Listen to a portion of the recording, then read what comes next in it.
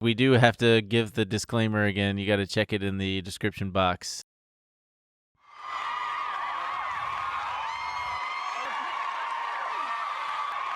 You guys are gonna have to calm yourselves. You're all gonna have to calm yourselves because he's in the building.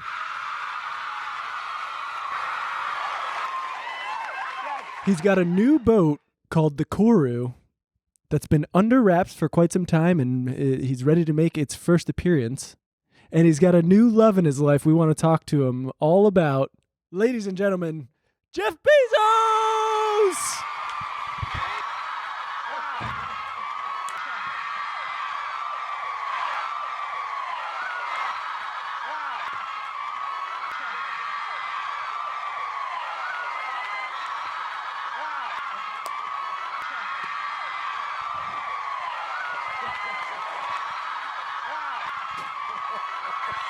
Well, thanks for coming, Jeff. Thank you for having me. It's so good to see you. Oh, it's so good to be here. It's so good to be back. You have a glow about you, I must say. Wow, is it always like this on set here? I think everyone's just a little starstruck. Wow, this is crazy. This is chaotic. It's so flattering to be here. I feel so welcome. I can't believe it's like this every time. That's a Trillionaire mindset welcome for you. Yeah, truly. And I think everyone's ecstatic over the news. Me too. Can we tell them? I know you're a very private person, but can we tell the world? Go ahead. You've got a love in your life, Jeff. Yes. Yes. Yes. Oh my! I've never seen Jeff. I've never. Yes! Yes! Oh, yes. I've never seen you like this. Well, what can I say? I'm in love. Yeah. Oh, Emil. Jeff? Oh. So, Oh. is it? Can we announce you are now engaged to Laura Sanchez? Yes. That's Yes. beautiful. Are you happy about it? Extremely happy. There are 2 times in my life where I can recall being this happy. The first was when we launched Amazon Prime. And the second was when Lauren said yes. When she made me the happiest man in the world all over again by saying yes when I asked her to be my wife. And now I have to ask you about your boat, Koru. Right? Yeah. So we're looking at like a 500-foot sailing boat. That's correct. I also love that boat. And at the very front of it, I put a likeness. I had the ship's builders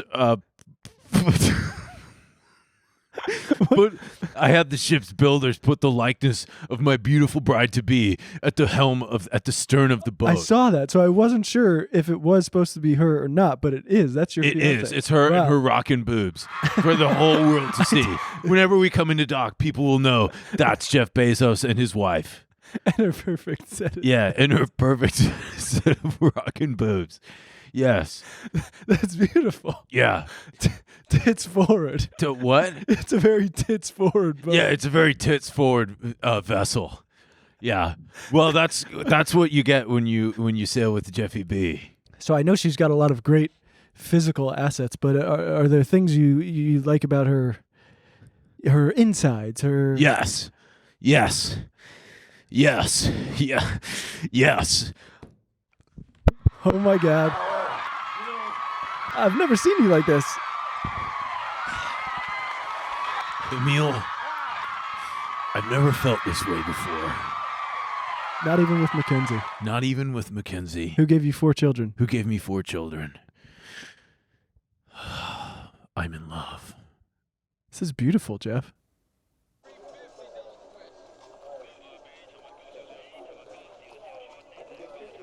Welcome back to Donkey at the Beat Man. Kramer, when I get done with you. Yeah. Are you ready for a Trillionaire mindset? Fill me up, Arrow. Bitcoin solves this. Bitcoin 100,000.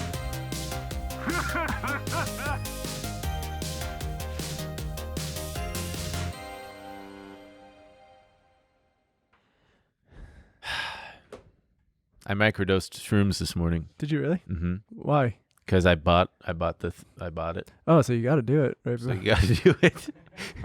It's like 50 milligrams. I took it in the car on the way here, but I don't feel anything. You seem, if anything, sad. Really? Mm-hmm. Oh. Well, that's for everyone else to decide. I macrodosed shrooms this last weekend. That's cool, man. It was cool. Yeah. Nothing like kicking it off with a little bit of drug use. Mm. And then you got Melissa Etheridge stuck in my head. Sorry. She's stuck in my head. So the whole right here. I'm not the only one. Whoop. Got to stop there because YouTube will get mad at us. Ah, geez, Louise. Hey, gang, we got these hats. If you want one, we're gonna sign the remaining stock of them. Yeah, who knows what we'll write on there? It could be Phone numbers. our names. Yeah, It social could be our security phone numbers. Probably social security number. You want to put this on? My head's too big. Okay. Both our heads are too big. TM, I wonder what that stands for. TM. Trademark. Transcendental Meditation. I could not. Did I ever tell you about the time I tried to do Tell me. I went to, it was suggested by me to, shout out to my friend Kate, who's going to be having a big shout baby out. next week. We actually don't normally do shout outs on the show, but Yeah, we don't normally. We haven't done one in a long time. 'Cause Also, check the disclaimer in the description box while you're at it. But she recommended that I try Transcendental Meditation. And I went to you got to find like a place that does it, and you got to sit through. you got to hear a thing. recording of David Lynch going, "Now I need you to relax." It was Jerry Seinfeld, actually. No way. Well, the video that they showed us had him talking about the benefits of it. But I'm like an hour into this thing with all these people in this room in New York, and they show like the human brain, and they show like they just start talking physiological stuff, and I can't stomach that. And I got so dizzy and queasy, I had to leave. I couldn't. So I was like, well, I guess I can't do Transcendental Meditation. Ben once again proving he's a fun hang. I got Can you so do regular lightheaded. meditation? Sure. Oh, okay. I mean, I could do that too. It's just that I couldn't sit through more physiological stuff because they're showing the brain and all sorts of stuff, and I'm going, I got one of those, and it's weirding me out. That's how it always goes. Also, I got I got hit in the head yesterday, and or I bonked it real bad, and it's starting to bruise. Let me So can you see it? Is it bruised? Well, I can sure feel it. Jeez, I got so mad.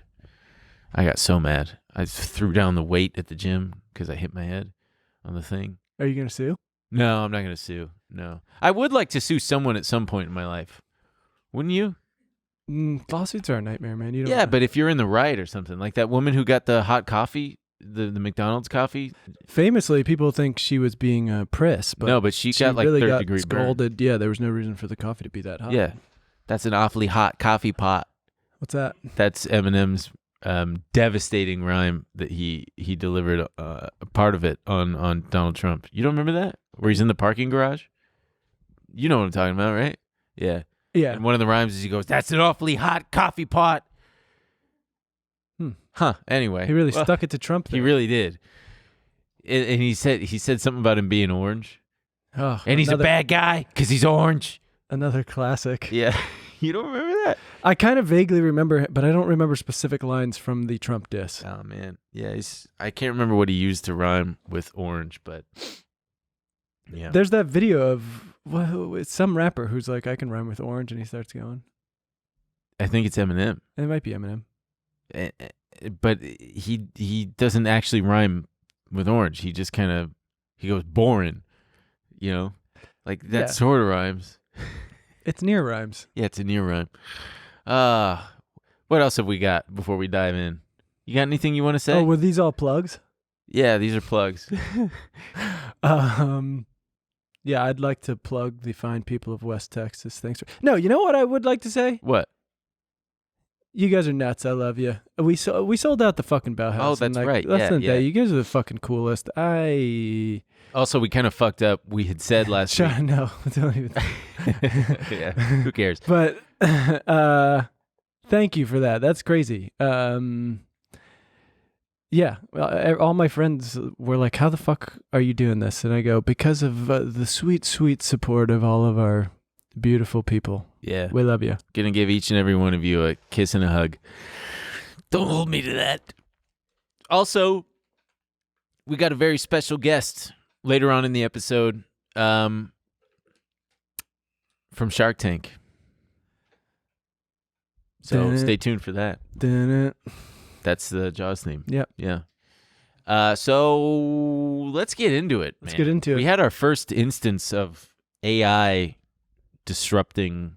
It was a combination of the new Twitter blue checkmark shit and also AI and the potential perils and pitfalls of both combined. Someone there was an AI generated photo of an explosion. And looking at this right away, I'm like, I know that that's fake. I don't know.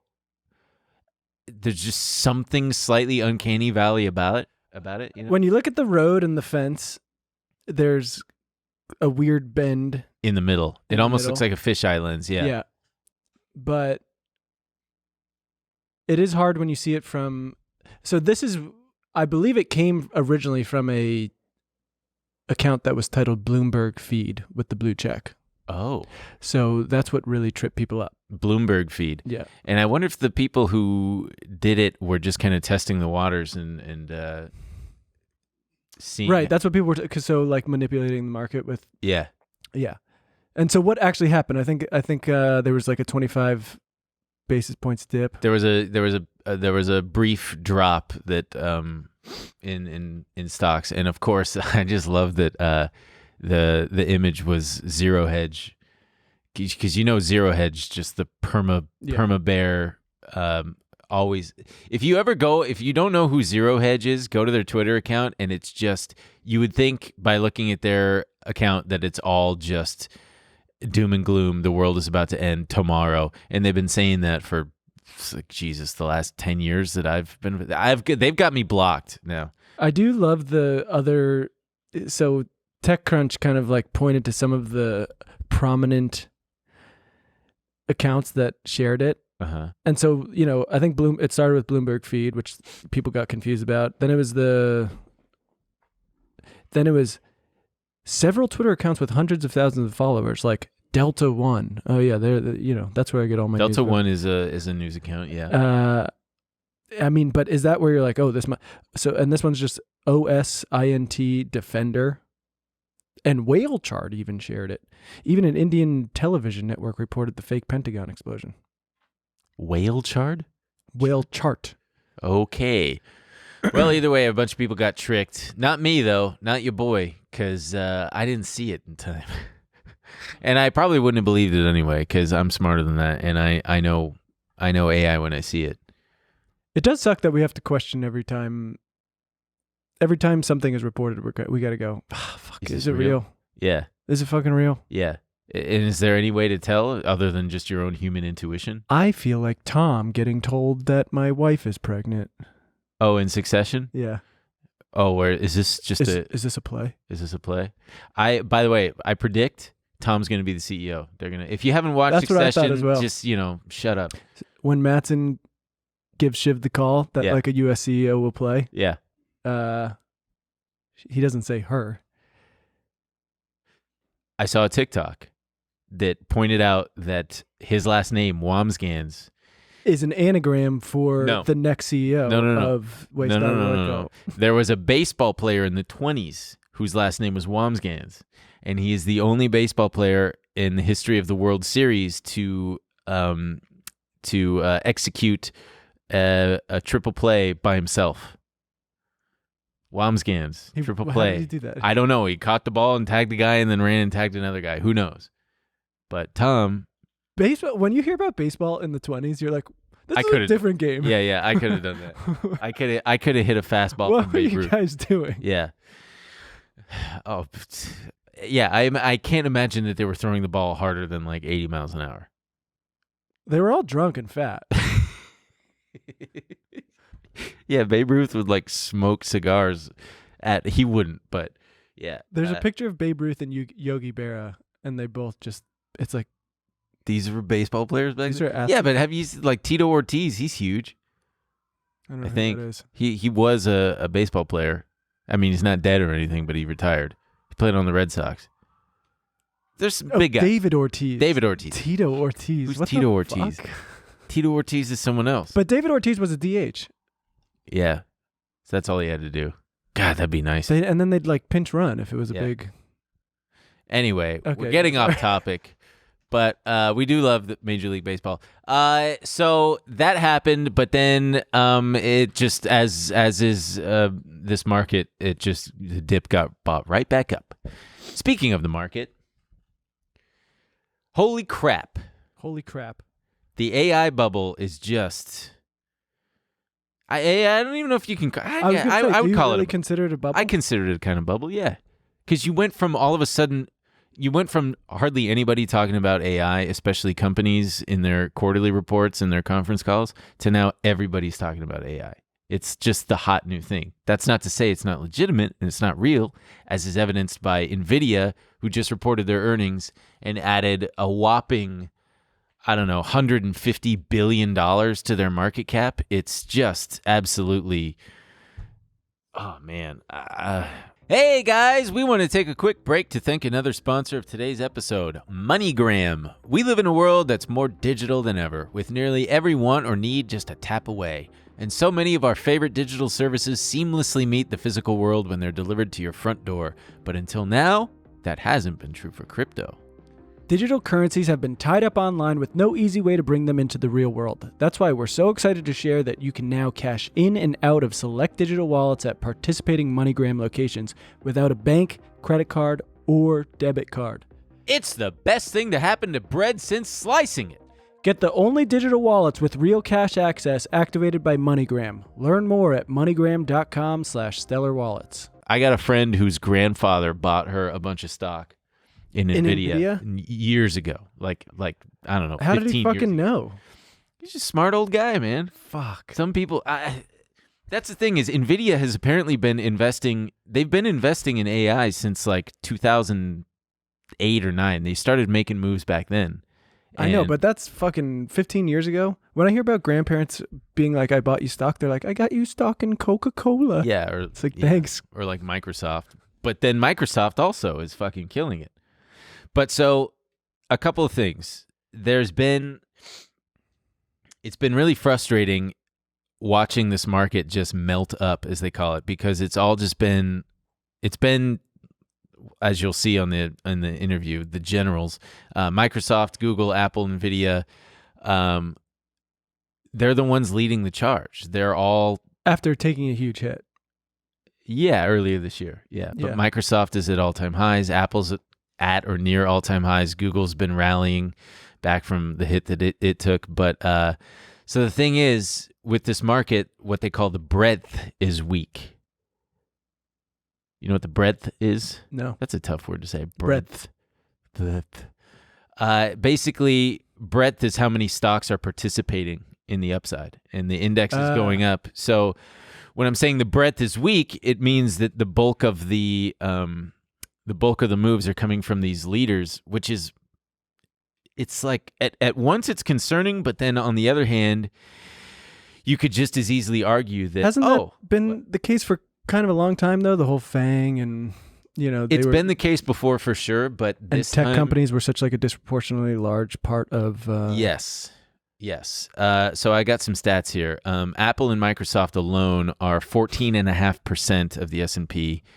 The top 10, Apple and Microsoft, just those two, are 14.5% of the wild. S&P. I saw something like Apple's market cap recently became larger than the UK's GDP or something. Yeah, it's around like 2.8 trillion dollars. Jesus Christ. The top 10 stocks in the S&P have accounted for 90% of the index's return in 2023, with over $1.4 trillion in market cap created, mostly due to AI hype. Which is, so that when I'm talking about, it's a bubble, I'm putting it in quotes because I don't know. It's different than the blockchain bubble that we definitely had in like 2017, where you had just anyone who wanted to pump their stock and juice the stock. All they had to do was mention like, we're either getting into blockchain or we're pivoting to it. There was famously this tea company called like Long Island Tea or something. This is from 2017. A $24 million iced tea company says it's pivoting to the blockchain and its stock jumped 200%. That was just one of many. There were like so many penny stocks. Everybody was freaking out over blockchain. All sorts of companies were just starting to talk about like, oh yeah, we're looking into it. We're looking into blockchain. What was the other link that I shared? And it's like, you brought up those investor calls where it's like AI was mentioned 600 times. And we played that.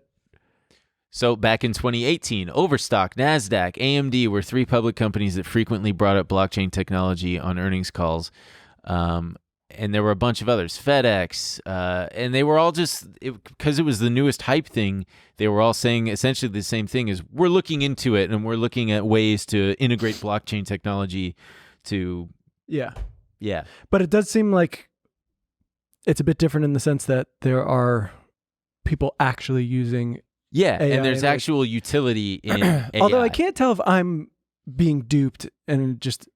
I'm a rube and I'm going, oh wow, look. For example, like I don't know if we could pull it up, but Adobe just released a ad for their new Photoshop and stuff, but powered with AI. Yeah, and is that the one that uses Getty? I don't know, but it's obviously it's in beta, and that's got to be it. If you could play the video, here we go. So this is obviously an ad and it's still in beta, but if it does work like this. That's pretty well. To be like, it means that Photoshop will be accessible to everyone. Let's see. But I can't imagine it working this well. For the audio listener, I'm so sorry. So you basically just circle something and you go, oh, I want it to look like this. Can you put in a yellow road lines? Wow. Okay. Yeah. Holy God. I just want you to get generative fill is what this tool is called. All right. Let's see. Just select the thing. Now he's in a fucking street alley. Wet out. Okay. It's a. Can you put a little sign there for me? It's basically showing for the audio listener. It's you just highlight something and then the little thing pops up and says, "Describe what you want it to see." Frozen lake. Frozen lake with reflections. Boom. There's the frozen lake with reflections. Again, this is a fucking different iterations. This is an too. ad. This is not someone actually using it, and I'm sure this is very.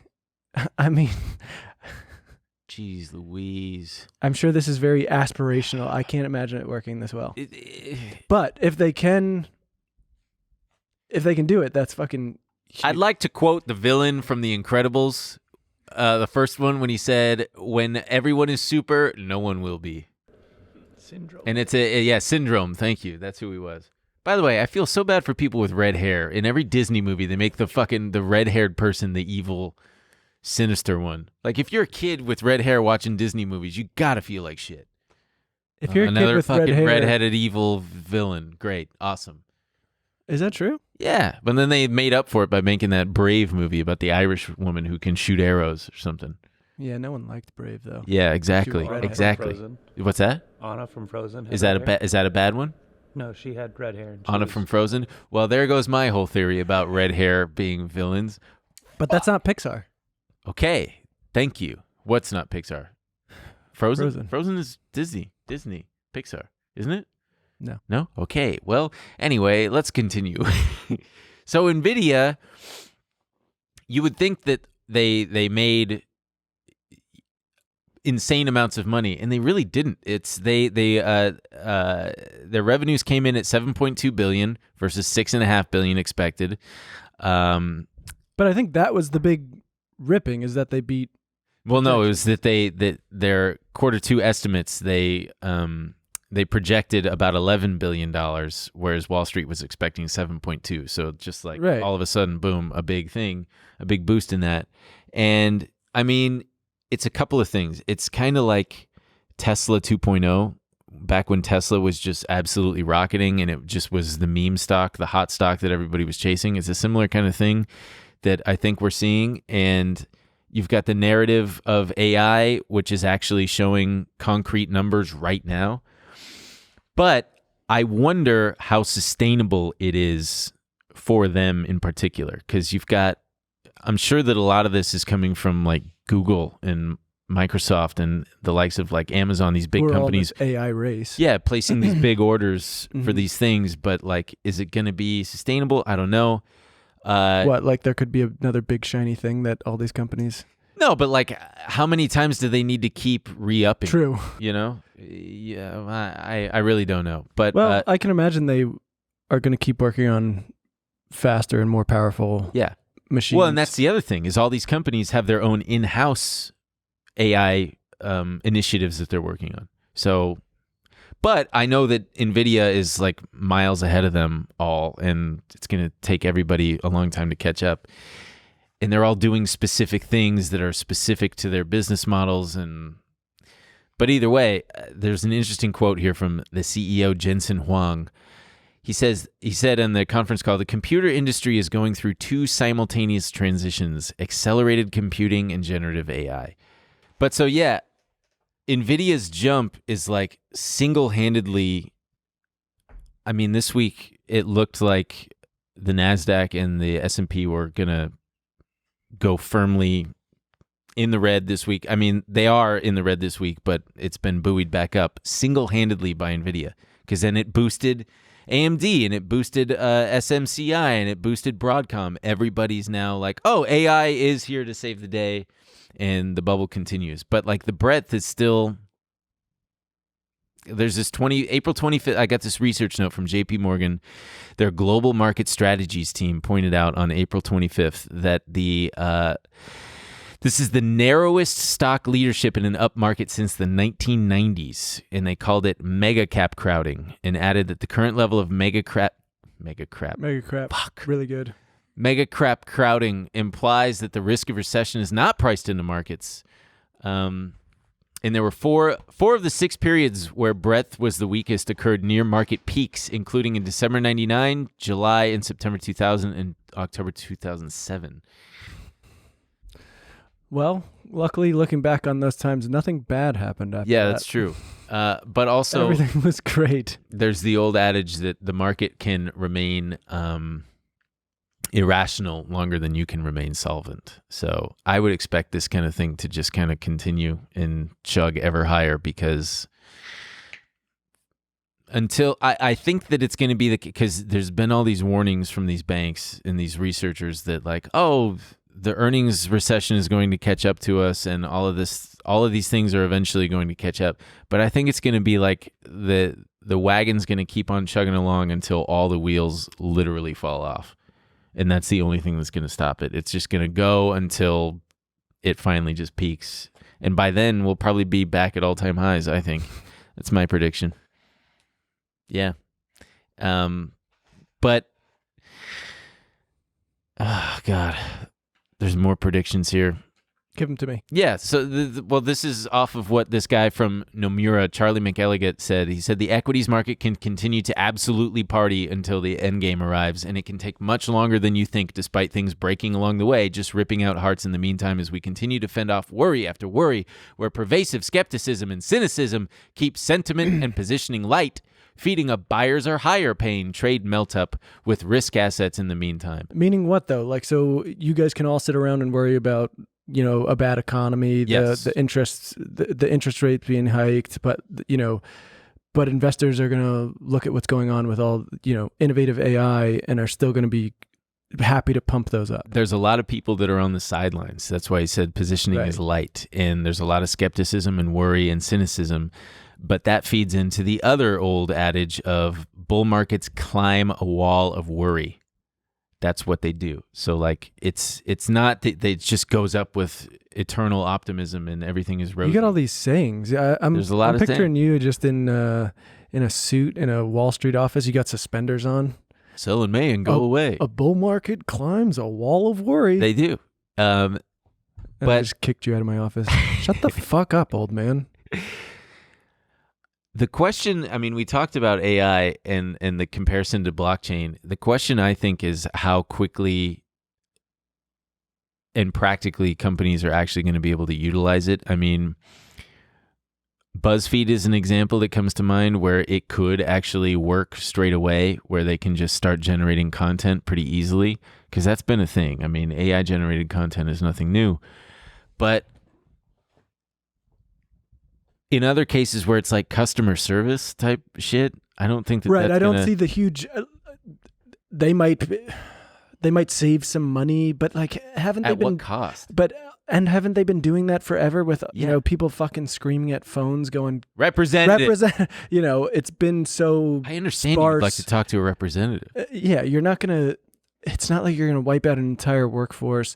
It does make sense with for the Photoshop thing, for example. That actually could bring in a lot of new users where Sure. there was maybe a barrier to entry if it works. I'm still very skeptical Yeah. about all of these things, but if it does work like that, you could have people who maybe were intimidated by Photoshop going, "Oh no, I could use it." Too many tools in Photoshop. You give me... I still don't even know what the burn tool is. Some graphic designer out there is screaming. At us. Let me know in the comments what the burn tool does. But I don't know. At this point, I don't buy the whole. I think there's this story that it's going to turn you into your own. You don't need a graphic designer anymore. You're gonna be able to just type it into Midjourney. And have you seen those compilations of the logos? It's yeah, they're been asked dog shit. right? They're terrible logos. But that could just be a matter of someone putting in a shitty prompt. True. If you're good at prompting, Mm-hmm. then you could churn out something amazing. I don't know. I still think people prefer people. I prefer a person. I think that this kind of thing will lead to a kind of pushback. People prefer people. Yeah, I guess it depends, though. I think younger people are going to rely on it more and more. Yeah. What? It's just depressing. It's depressing to think about. And I do wonder where this takes us if we're going to start having the UBI conversation sooner than later, and if it's going to come up next year in the election cycle as a real thing, as more and more jobs get taken and these companies just make Trump and insane Biden amounts- are going to talk about UBI. Oh God. You think it's going to be Trump and not DeSantis? After By the way, it's DeSantis, apparently. That's how he pronounced it himself, his own name. the only way people are going to pronounce it or the way fucking Trump says it. That is so true. I think after yesterday, his launch, I mean, what a fucking disaster. He couldn't get it going, and then not only could he not get it going on the. For those of you who don't know, Ron DeSantis announced his presidency via Twitter Spaces yesterday, and with a whole host of technical difficulties, there was just periods of all you could hear were people clearing their throats and going, sorry, we're trying to figure out what's going on here. And by the time he finally announced, most of the people had left. And How many were in there total? Like 800,000? Something like that? I think at one point there was a bunch. Yeah. But I think the majority had left because they were like, what the fuck am I doing? Yeah. Elon Musk was trying to explain what was going on. But Trump was... Oh, he was hot on it. He was meat. truthing. Yeah.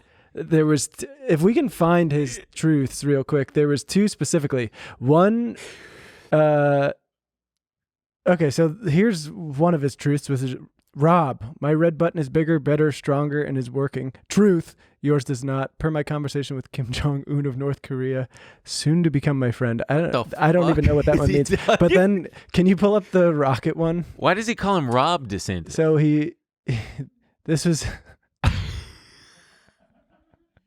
So he truthed an image of a rocket trying to launch, and he's got Ron 2024 on. No, but he's got it. He's mocking Jeb, the Jeb with an exclamation point. He's got Ron with an exclamation point. Okay. But this one was honestly my favorite. This next one, he's got the Twitter Spaces that he's saying is Ron DeSantis announcing, and he's got Elon Musk in there, Ron DeSantis, George Soros, Dick Cheney, Adolf Hitler, the devil, The FBI. the FBI. And Klaus, whatever his name is from the World Economic Forum. Let's just hear a little bit of it. Oh, this is real? Oh, yeah. Mute, George. Dick Cheney keeps coughing. Dick, could you try not to cough on the... Okay, so how are we going to take out Trump, you guys? Guys from the FBI, this is not a private call. This is a public Twitter space. Everyone can listen in. God damn it. It's obviously very corny, but people are loving Anyway, it. guys, we've yeah. invited I mean, that everyone is to very this, funny. This jeez. Twitter space, so Governor Ron DeSantis could... Everyone just shut the hell up so I can make my announcement, okay? You go, girl. Wait, the devil is gay? So what? Everyone in this call is gay. Truly, how is Dick Cheney still alive? Isn't he like 80-something? All right, that's enough of the whole.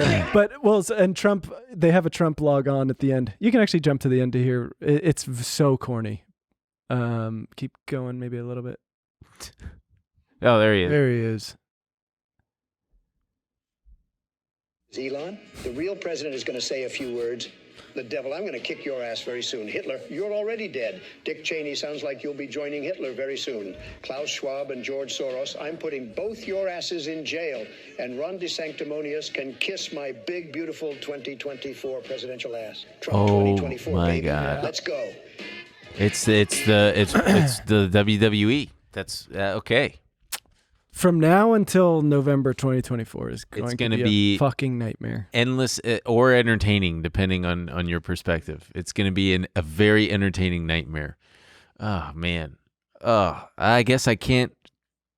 Guess I can't wait. Wait for what? Can't wait for it. It's going to be entertaining. Strap me in. I don't know. I can see the mountain, and the plane is accelerating, and the nose is pointed downward, and I'm just, you know what? Actually, I'm not strapped in. I'm unbuckling my seatbelt and just going, turn me into mush. The only entertaining nightmare I think I would like is, so I don't know if you saw, but there was a story circulating where Hillary Clinton was like, thinking about it? No, she was basically saying, I can understand why the Joe Biden age thing is a concern. Uh-huh. And so people were like, wait, is she... Is you know that what? Hillary Do Clinton's it. music? Go for it. But I was like... Let's get a Clinton-Trump rematch. I think that would be very funny. That would be very funny and so entertaining. And if that happens... I think she would win. I would do anything for Bernie to join the race. As her co-founder, as her vice president. No, what? Oh, like just to run. Yeah, like in 2016. Oh, yeah. Yeah, fuck it. Let's just repeat 2016. Everybody collectively gets a big do-over. Part 2, the rematch. I think that she would win because I think that everybody that didn't go out and vote because they thought that it was in the bag. I think Bernie might win. If Bernie ran against Hillary and Trump. Well, he's running for the Democratic primary. Mm-hmm. And then would eventually have to... Let's fucking ditch the primaries, man. Can we just go let's get, instead of one Democrat and one Republican, whoever wants to run, let them run, man. And then we win that way. Whoever gets the most electoral votes wins. Not the first to 270. Anyway. Twitter's got its problems. But yeah, do I think Ron will be it? No. Yeah. Do you think that Instagram's Twitter competitor can take on Twitter? I say absolutely. So do I. Honestly, it's been awesome. I can't believe how long it's taken anyone to step up and just make Twitter's pretty simple. It's a text-based app that has video compatibility and but every company, people are like, I'm going over to Mammoth. It's like, okay, have fun, dude. What do you mean I have to join different servers or Blue? Can we pull up some of the screenshots of the Instagram thing? Instagram Twitter competitor? There is. It looks visually pleasing. So this is from The Verge. But they got it from Leah Haberman. Her Substack. She reported on her In Case You Missed It Substack newsletter, and it's supposed to be a leaked marketing slide with details about the potential Twitter killer. So it would be its own app. However, it would migrate all of your existing followers over to it. And anyone you have blocked Yeah. words you have blocked, all that stuff. It would basically have the same. Is there a timeline as to when I don't think there is. No, I mean, it's all some like, it's got like it's a code name project that I don't even think they've announced it. I think it would absolutely. But apparently they are shipping out some kind of beta version for big creators and stuff to see if they like it. And to get feedback, I'm sure. This, I think. Truly just make Twitter the way it was before and people will be so happy. Well, and I think the big killer is the fact that it's an existing social media site that allows you to migrate all your followers over to a new place. Because otherwise, starting from zero at a new thing just feels forced, and it feels it's cheesy, it's corny. With this, you kind of know what you're getting. And everybody on Twitter, I feel like, has just been waiting for something like this. I've signed up for a few. I signed up for did you hear about that one, The Post? No. There's too many. I know. It was Blue basically, Sky. That one I felt was maybe, because I used to like Twitter as a kind of roundup of news. Yeah. And so The Post was kind of for journalists, but I was just like, I've just like lost interest. You guys... They couldn't roll out an app quick enough. Mammoth, I was just like, what fucking server am I supposed to pick? Also, what shitty name? Yeah. And then Blue Sky, people were stoked about. But, no. I went on it once and was like, it just looks like dead Twitter. It just looks like a ghost town. Yeah, well, I think that's another, like, Instagram will, if they started one, it would immediately have users and... Exactly. And people would probably be pretty stoked to be pumping shit out to their... Yes. Well, everybody, I think that just about does it. We're gonna leave you with the Daymond John interview. We'll cut to it right now. So oh yeah, it's a super fun one. It's a super fun one. So stick around. He's very fun and very interesting and had a lot of cool shit to say. And we asked such good questions. We did a good job. We did a good job. So thank you as always for sticking around. We love you so much. And we'll see you in After Hours. Good boy. Folks, we got a very special guest for you today. He is the People's Shark from Shark Tank and myriad other things. Daymond John, everybody. And we got a round of applause. We'll put that in post. Yeah, we'll put that in post. Thank you so much for taking the time. We're here promoting your book, Little Daymond Learns to Earn, which is... Thank you so much. Yeah. Tell us a little bit about it.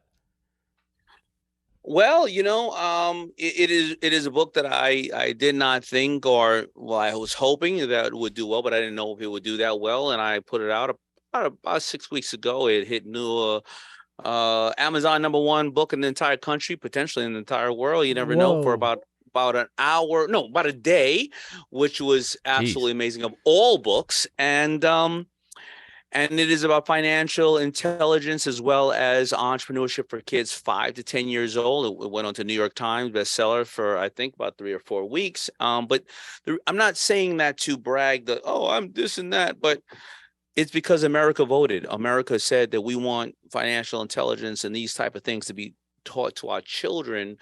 And it, I guess hopefully I'm using my public platform for something bigger and better, because I'm sure there are many other products and books and things like that made by educators and amazing people that don't have the resources and the public's attention to get it out there. So hopefully this has now caused this momentum. I know that Florida and Texas are trying to start putting entrepreneurship and financial education in schools, but the bottom line is, for the last 80 years or even further than that, we were never taught financial intelligence in school, because the school system is working off of the old system of us being in the industrial age, where they taught us how to build ships to go to war or be a good employee. But today, if a child has no financial intelligence, they're not teaching us about taxes, about credit. But at 18 years old, you can acquire $500,000 to probably $700,000 worth of student debt for a career you're not certain you want to have. Nothing against higher education. We're setting our children up to fail, and we need to change that narrative, whether it's me or anybody else. Wow, you really did.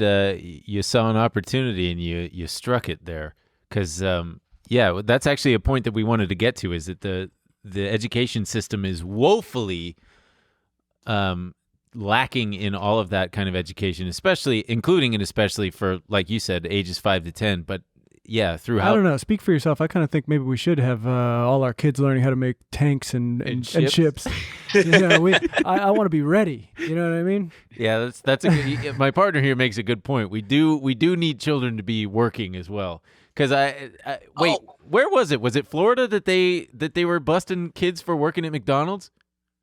Yeah, I didn't say our kids don't need to work, but I want them to see how the money works, and so that they have better access of success. So they're going to build themselves a tank. They got all the money for the materials. No, I was mostly joking. I think it's a great idea. I think there's a clear. I mean, as someone who went through the American public schools, you kind of. You realize you're 22, 23 years old, and you're like, how does anything work? No one told me about basic shit. Do you have any hope in the American education system to kind of be reformed and to change in the next decade, or do you think that that's up to entrepreneurs like yourself to kind of take charge and create things that the education system is lacking in?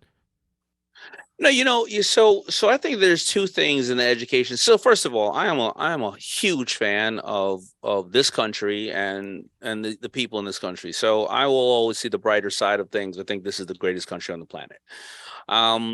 And I think there's two things that are in our system or lacking in our system that are not a conspiracy or not this and that. Now, Mark Cuban wants to take on big pharma, and he's right? They are killing people, and there's a lot of people who need help and drugs and various other things. And I do think there's a lot of people who are just trying to take as much as they can.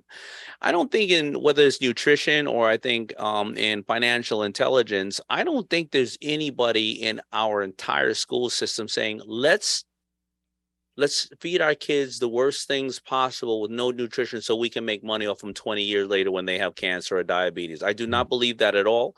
I do not believe anybody saying, let's not teach them financial intelligence so we can, I don't know, bankrupt them years from now. That is not happening, and I think that education turns very slowly. But what I am seeing is these schools who are saying we need to change this. But I think that books like this that I put out, or that you may put out, or anybody will pull out, when you start to see them working, you start to get a competitive or a competition going. Why are schools in Missouri doing better than schools here?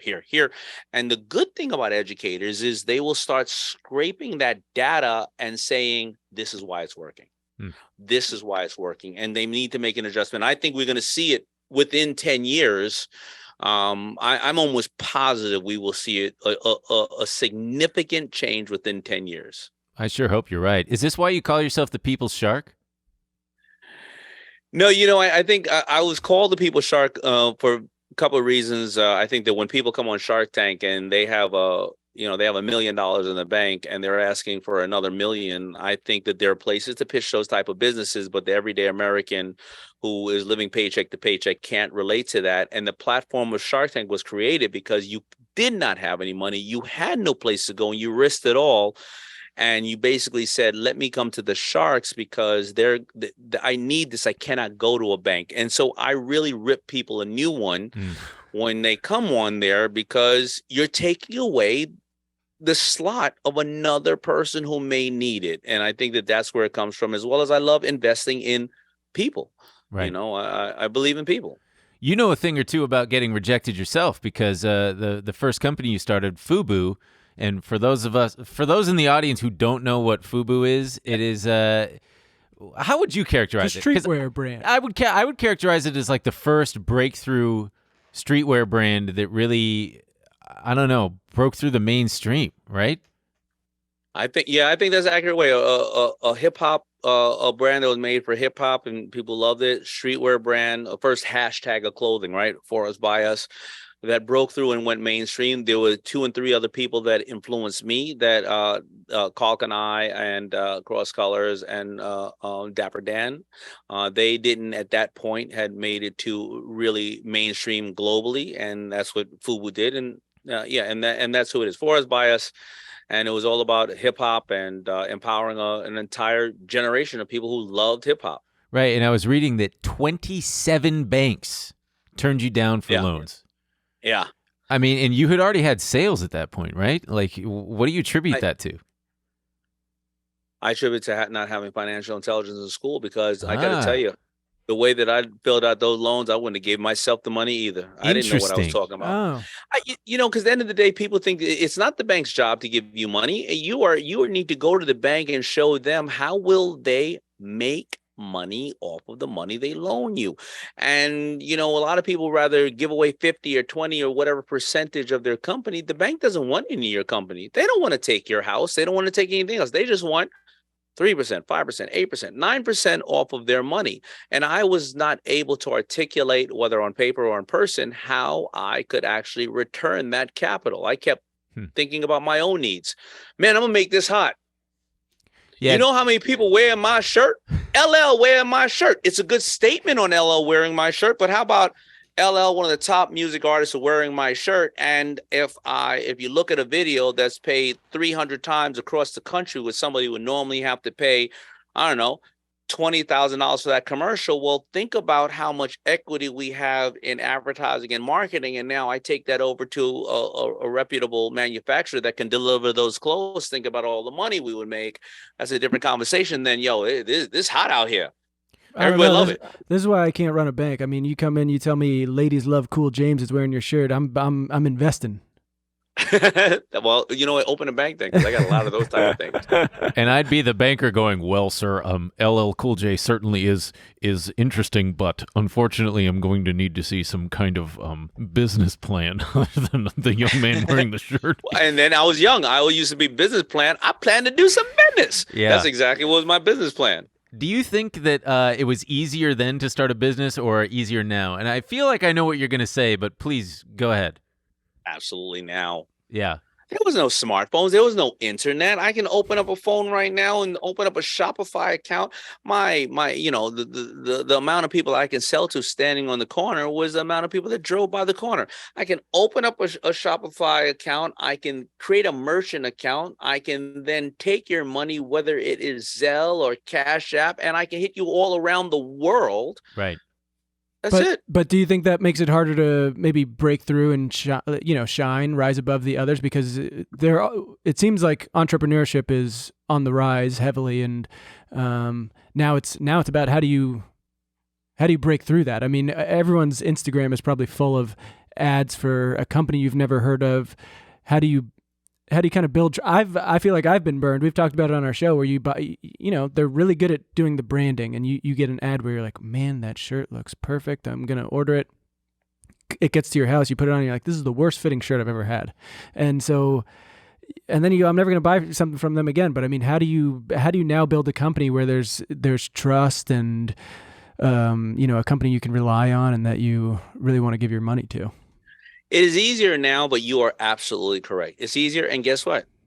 Everybody can do it. Right, so exactly. Now you have to separate yourself, but how do you build it is the same exact way that you always build it. What you're doing right now is all you're doing is putting this stuff on a different platform. If you would have bought that shirt and they would have put it in a bag, now you most likely would be able to try it on. But right. Let's say there was other defects on the shirt for whatever reason. You wash it, falls apart. You take that shirt back to the store and they say, well, that's your problem, buddy. Right. You're never going back to that store again. The same thing with people when you buy it and you I want to send it back. You pick up the phone and be like, DM people or whatever. Hey, I don't like the shirt. If they don't answer you back, well, you're never buying it again either. It's the same thing. You have to have customer service. You have to say, I'm sorry, how can we make this better for you? Because, a customer that is disgruntled with you, if you pay attention to them, they are 4 times more likely to become a big ambassador for you than anything else. So it is always going to be the same fundamentals of business. It's just a different platform that we're on. So do you think if you were starting FUBU today, you would have done things differently, or you probably would have? Oh, way different. So, because think about FUBU today. FUBU today, it wouldn't be new to have 4 African-American owners, right? It wouldn't be new that it was related to clothing. So what would FUBU be today? I probably, with retail not knowing who they want to be when they grow up, today, I probably have 1 representative, a male and 1 female in each college, and they would probably get, I'd probably have it, worked with some kind of financial institution where they would get $300 or $400 worth of FUBU that is worth $1,200 and allow them to sell it very much like an Avon, type of product. And the more they sell, the more kind of, education we give them, how to be better on social media, how to be better in finance and various other things from TikTok or whatever digital platforms or digital curriculums. And then they would get rewarded from it. That's what it would be. Now I would have 2 million stores that literally are in college, tweeting and texting and doing all this type of stuff to sell it. Interesting approach. So you had arguably the coolest brand in the 90s. Can you talk a bit about what that was like? Like, did you just feel like you were on top of the damn world? Like, you've got the coolest brand and all the coolest artists are wearing your clothes. You got to have some stories, right? Yes, I did feel like I was on top of the world. Yes. I also had a healthy paranoia that I felt like this thing was going to be over soon. Like the other shoe was going to drop. Like, you're going to come after me. And they did in various ways. But I also, was like, how can I be better tomorrow for people? Because now that I've gotten to this level, and I always would be very intimidated mentally by going, how does Nike do it? Right. So what was the other shoe that dropped for you? Just like, did you see sales decline or anything? Of course. Yeah. Things happen. Planes crash into buildings. People start nesting and saying, I don't want to get out there. Or a kid has 4 years of FUBU in their closet in high school, and they go to college and they say, you know what, I want to change up the way that I'm dressing. Right. Other competitors come into the market, and they're very big, Puff and Jay, and they're very notable names, and they don't have to worry if somebody else in a video is wearing it. All they got to do is put it in their own. So, you get a lot of competition, and competition is healthy. So that happened. But that's the good part of business. If you are ready and you are like, you have this kind of healthy paranoia, well, then I gotta take FUBU and I gotta buy Kuji, or I gotta buy Etonic, or I gotta buy other brands so that I can kind of build a bigger moat around me. And I'm gonna buy other brands. And you fail at a couple of them, some of them succeed, and then all of a sudden somebody calls you and says, hey, we got a new show called Shark Tank. I heard you're an angel investor, you're buying brands, you want to come on the show? And you go, yeah, why not? And 15 years later, I'm on Trillionaire, talking to you guys. And I mean, I would say that this is the pinnacle right here. You've reached the apex. That's it. This is where that's it. People strive to be on the show. We are constantly turning down offers left and right, money being thrown at us. It's really overwhelming. 100%. This has been a long time that I was thinking about trying to get on the show back in the 90s. when I was a bar mitzvah boy. I also feel the need to say, we were working on a book called Little Ben and Emil Learn to Earn before we knew about yours. So if you see that, and we were glad to hear that, you're not super litigious or anything. So also you're going for the 5 to 10 market. That's really incidentally. I mean, we're going for 11 to 20. So there's room for both of us. Yeah. There's room for all of us. All right. Yeah, that's the crew. So absolutely. I love it. So Shark Tank. Well, okay. A couple things, actually. I want to know, when did you feel like you really made it? And you felt like, okay, I'm safe now. I'm secure. Because, I mean, you grew up, you funded FUBU yourself. You worked part-time at Red Lobster. I worked at a seafood restaurant, too. It didn't traumatize me at all, but... Yeah, do you still have dreams where you're working at Red Lobster, by the way? Do you still have those panic dreams of like, oh my God, my shift's starting and I don't know where my pants are?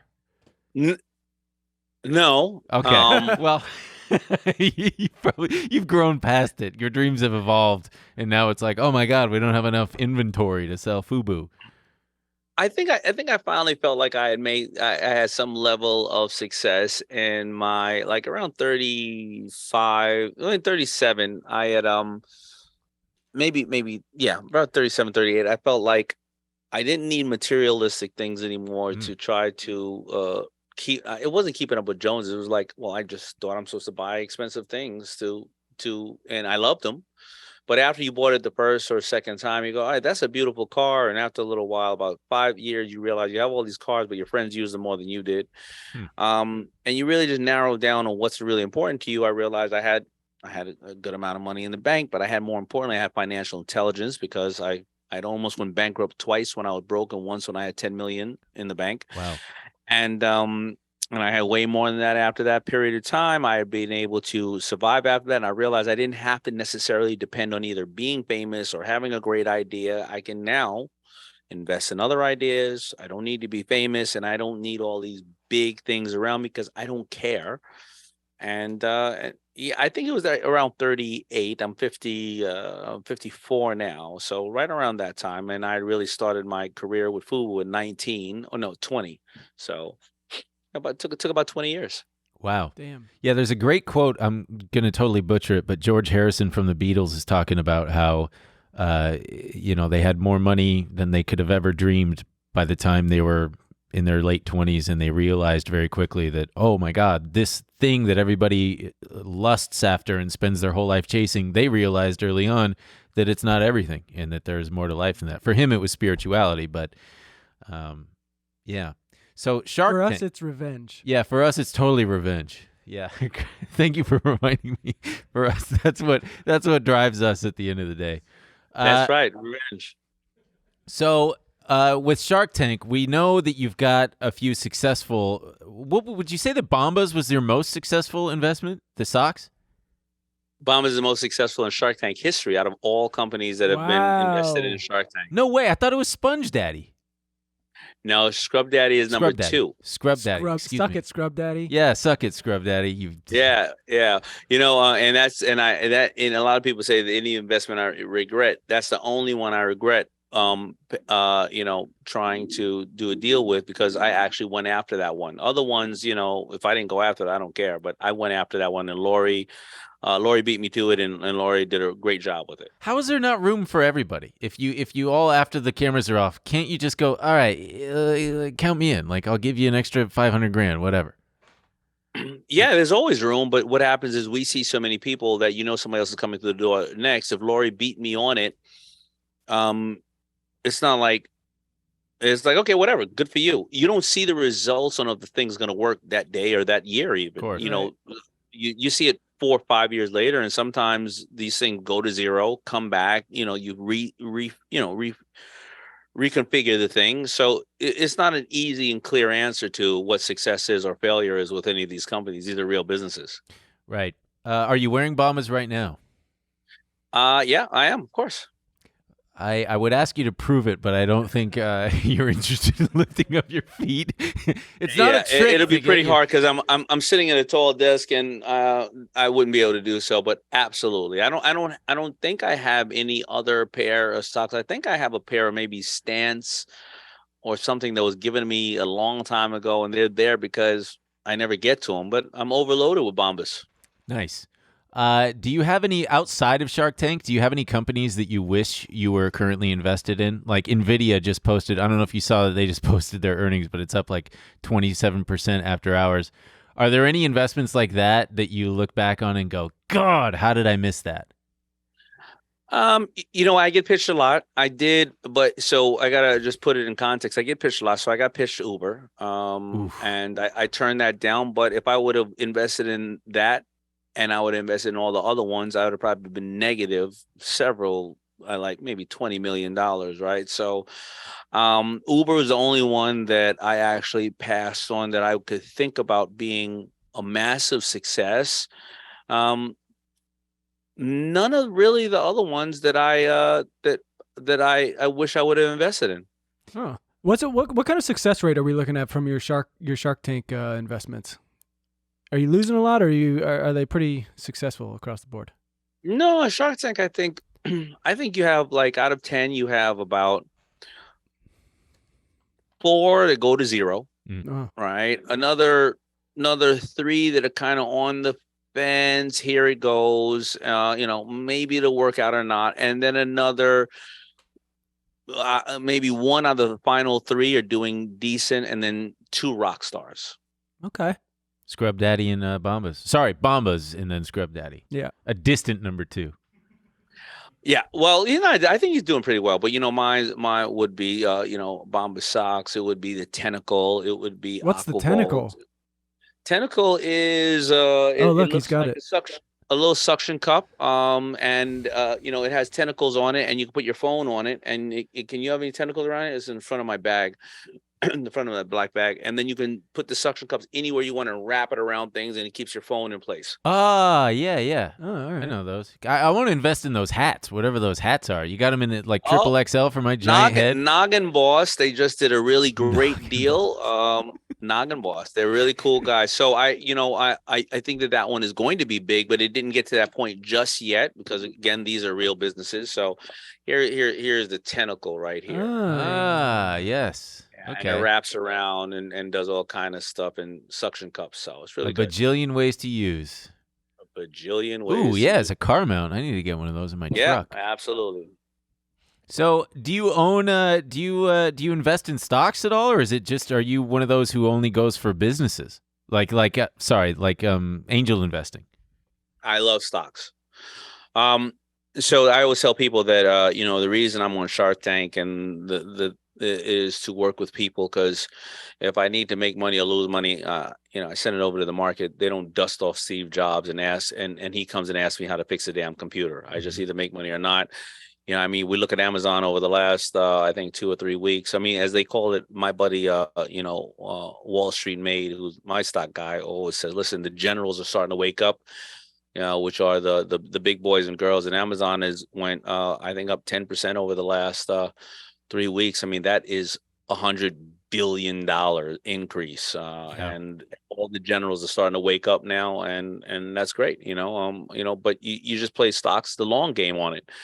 I've been through I made a lot of money on a day trade on Apple maybe 15 years ago, and I thought I was Gordon Gekko, and I look at the money that I took out of that market that I had in Apple, and I want to kick myself. Oh, sure. It would have been $30 million. Oh, my God. Was it an options play or just like a day trade just with common shares? Well, it wasn't a day trade. I had it in for about 6 months. This thing spiked. And then I was like, let me take it out. No. So, of course, I didn't know any better. I knew well enough to go into the market, but it wasn't capital gains. It was standard taxed, right? And I would have parlayed that and just kept it in. It would have been worth way more. So the gift and the curse of the TD Ameritrades and the Robinhoods, you have too much access. Just put it away. You know what they say? It's not about timing the market. It's about time in the market. Yes. In the market. Yeah. Do you? What are your thoughts on this rapidly inflating AI bubble, where you've got the market leaders being Nvidia, Microsoft, Apple, Google, just these like 4 or 5 behemoth mega cap names just single-handedly lifting the market? Do you think that it's something that's kind of like blockchain version 2.0, or is it more real? And I don't think it's blockchain. This is a new way. I think this is a new Google. But the same as I call them, the generals. Those are the generals that pulled us down too in the market, because when they start to suffer, everything does. Right. AI is the way that we're going. I am nowhere near a professional, or maybe even not even a novice at this point with it. It's the new way of the world. Bitcoin is not necessarily the new way of the world. That's one form of a financial instrument. But AI will exist and does exist in almost every aspect of our lives. So I do think that they are dominating it and controlling a lot of it. And I don't know if there's a bubble on it, because it's just a new way we're communicating. And that's kind of why we wanted to bring you here today. We have a pitch kind of related to AI. Me and Ben separately, you get our personalities onto AI, and we're basically your AI boyfriends. How do you feel about that?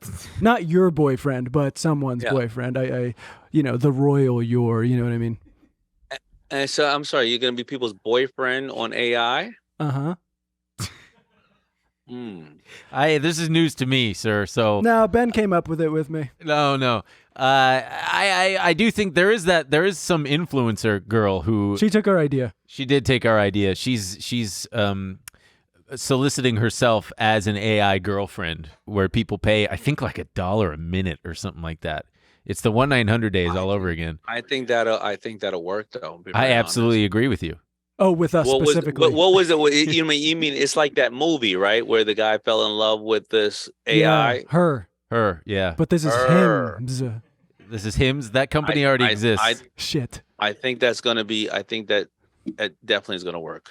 Wow. Do you invest at all in the kind of, you said you're in your 50s, you're 54. Are you at all starting to look into the kind of longevity things, putting things in your body to extend your lifespan? You've got more access to it than us. Tell us what's going on there. No, you know what? I think I'm trying to take things out of my body to expand my life, meaning like a little bit of the metals, the heavy metals, and various other things. The PFAs. But yeah, I'm into a lot of holistic things, red lights, and there's a great e-boom machine that really just takes things out of your blood, a lot of the metals and all that type of stuff. So yeah, I'm into a lot of that good stuff. I go to somebody named Gary Brecker, who's an amazing. He's very well known. You should look him up. Huge shout out to Gary. Do you live in the city, by the way? I live in Miami. Oh, yeah. So a city. We thought you live in a city. We thought you were in New York until you die. I don't know why. Yeah. Well, I'm in New York right now. I have a place here. Where do you guys live? We live in L.A. Yeah. L.A. All right. Very good. Yeah. No, I'm an East Coast guy. Yeah. So did you move to Florida for the taxes? No, I'm still a New York State resident. Oh, okay. You're domiciled in New York. Very interesting. I'm still domiciled in New York, not New York City though. New York State. Okay. Where in New York State? Like your address. Yeah. What's your address? Oh, yeah. I'm upstate. I'm upstate somewhere between New York and Buffalo. Really close to that area between New York and Buffalo. Got it. So like Westchester. Oh, yeah. He lives in Westchester. Yeah, for sure. We can narrow that down. Somewhere in the Hudson Valley. Somewhere in the Hudson Valley. Let's see. What else did we have here? Oh, what do you say? I'm in my 30s and I still feel, or recently I've been feeling like, man, the barrier to entry to make any kind of meaningful, lasting investment is just too high at this point. You've got things like Rivian IPOing at $120 billion. Real estate prices are higher than they've ever been. It just feels like the time was 10, 20 years ago, and now it's just you're feeding on the leftover scraps from boomers. You know, do you think that's all hogwash, or am I nuts? I think there'll always be places to make money, an opportunity, because I believe that Bitcoin and Ethereum will still be decent investments, not knowing any better. But, when people stop talking about it, that's the time you invest in it. So if you would have bought some of that stuff right around 6 months ago, while everybody was like, it's a fake, it's a fraud, I think that you would have been good. But you got to invest in things that you're just excited about, just period, you are excited about and you like. I only invest in things that if it went away, it would disrupt my life. I don't care what people want to say about Zuckerberg, but if he has touch points of 2 billion people and he's an acquisition company that will buy, a WhatsApp or all this type of stuff, I know that if he decided to turn off Instagram and Facebook and you lose 15 years of pictures, your life is ruined and it's over. And I know that I'm going to invest in that. Or what if Uber went away? I mean, the last time an African-American caught a yellow cab in New York City, I think Elvis was alive. So, I'm going to buy that. If it's Amazon, I mean, they're not building any more stores or retail. So boxes are going to come and I'm going to go and I'm going to go to Whole Foods and get some grocery, or I'm going to, be a peeping Tom on Ring. So I'm going to, invest in the companies that if they go away, they would ruin my life. And I think that you can find a lot of upcoming stocks and or companies who've been acquired that I think you can get into. So, but just to go back to that question, so this book is aimed at people who are quite young. I'm wondering do you get questions from maybe people in their early 20s who are getting out of college and feel a bit lost in this economy? Because there are it's probably one of our biggest questions from young viewers and listeners is about the fact that they feel locked out of the economy. I mean we're in our 30s. It's hard to imagine a time when we will own a home. Well, we also live in LA, which sucks. Sure, but it's extremely difficult for young people to break into the economy. I guess you just got to persevere, right? I asked him. I know. No, I think you got to think outside the box. I think that Warren Buffett said it best. He said, if you're a good nurse and you become a great nurse, nobody could take that away from you. And to invest in yourself and the skill that that you can take for you for the rest of your life. If you happen to be a really smart individual and social, I mean, let's get the example. The workforce sucks today. Horrible. Kids coming out of college, they send out a couple of tweets and now they're a social media expert. They want $150,000, $200,000, and that's fine. You want to dance on videos, or even what's the site the young ladies are going on and making extra money? Huh? OnlyFans. Yeah. Young So men that's as well. fine. That's fine. But if you know that there is a massive amount of people that have wealth, they have distribution, they have manufacturing, but they don't know social media, and they're over here and they're ranging from 45 to 70 years old.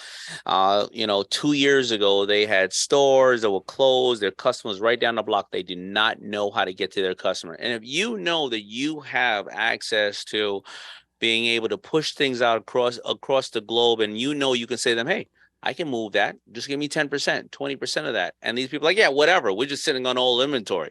Do you know how much money you can make every single day by learning how to tap into that and bridge that? So you just have to find where the opportunities are, and you can make millions upon millions and millions of dollars. I see kids do it all the time. Instead of doing dance videos, they were doing dance videos with shoes or glasses or a drink from somebody who's like, I don't know how to move this crap. And they're making millions and millions of dollars. So I think there's a lot of opportunity out there. Where do those people live?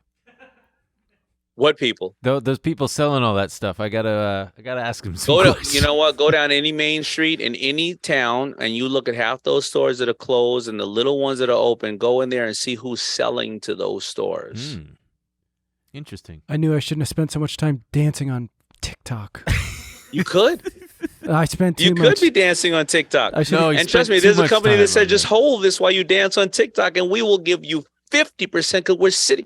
The reason why the Burlington and the TJ Maxxes of the world exist is because that's all over goods that people can't sell. And the dollar stores, think about that. All those dollar stores, I think there's if you add Dollar Tree and Dollar General, I think there's 36,000 of them. The reason they exist is because people can't move those goods and they give it to them. But those are an older generation probably buying them. When's the last time you've seen any millennials going, I got to go to JCPenney, the dollar store, or Burlington Coat Factory? They're using it off of their phone. All you got to do is find a different way to get that pipeline out to them. Right. I remember when Bill Ackman tried to invest heavily in JCPenney because I believe JCPenney had just hired the guy who was responsible for designing Apple stores, and Ackman thought, this is a surefire thing. We're going to revamp retail and bring people back to the mall, and it didn't pan out, did it? Not going to work like that. It's all going to be about it. The only reason a retail will exist or there's going to be a value is if you are giving them something that they don't have at home. So if you have a little clothing store, or even a JCPenney is a big store, why aren't you putting runways in the store? And then when people buy the goods, they could be their own designer. They get up and they walk on the runway. They tap into their Instagram or TikTok, and people already have a link that they can buy those clothes, because now they go, you now have gotten my profile of clothes. Watch me walk down this runway. It's very Instagrammable. And boom, you got all this information coming in. And now the store's making money. You're making 3% or 10% of all those people globally that just purchased. I know another way to get them into the stores. Free candy. Boy, that'd get me in there. You offer me a handful of Skittles, not even in the bag. I had a guy in my neighborhood when I was growing up. He always had free candy. And for some reason, it wasn't raining, but he always had a trench coat on. And didn't work out quite well for a lot of kids in the neighborhood. I'm glad you stayed away from him. Well, I think that just about wraps it up. We're being told we're running out of time. Yeah. The power's going to be shut off any minute. But Daymond, we really want to thank you for taking the time to be with us today. We've got your book here, and if people want to check it out, where can they find you? If anything else you want to plug? No, they can find me anywhere. Daymond, I'm on Instagram or all the platforms, The Shark Daymond. And of course, you find me Friday nights on ABC Shark Tank arguing with 5 morons and trying to teach them business, who I call Kevin and Barbara and Robert. I'm just always trying to help these people. Barbara doesn't take her meds. And and that's it. Before we go, do you want to talk some more shit on your co-hosts, or? Yeah, who's the biggest asshole and why is it Mr. Wonderful? Oh, I wasn't talking shit. I was just being honest. You want me to talk shit about them? So do you want to be honest about your co-host some more? Yeah. What do you want me to say? I mean, Cuban thinks he knows it all. Robert is Gomer Pyle. Barbara doesn't take her meds. I don't know. Kevin O'Leary is the kiss of death. And yeah. Whatever. I love it. Have you seen what's his name, Mr. Wonderful, playing guitar on TikTok? I don't, because he's my Uber driver. He's sitting outside. He just got here. It takes some time. He can't put the big guitar in the front seat with the driver. With the steering wheel. God. Oh, okay. Beautiful. On that note, thank you so much again. We really, really appreciate you taking the time. Thank you. This has been very informative, very educational, very fun. We love it. Thank you, guys. Thank you for what you're doing. I appreciate you, man. Hey, when your book comes out, if you're doing it for kids, let me know. Let me sling it out too and get some people to know that it's not just me out here. It's many of us who want to help. Oh, hell yeah. Okay. So long. Got it. Thanks. Bye. This week on After Hours. Why are you saying it like I don't know where Buzzy is? God damn it! What's going on in my brain? I'm gonna have to check your dating profiles. Can you? You don't. I can show you right now. I'd like to see it. You want to see? Sign up on tmgstudios.tv to watch the full bonus episode.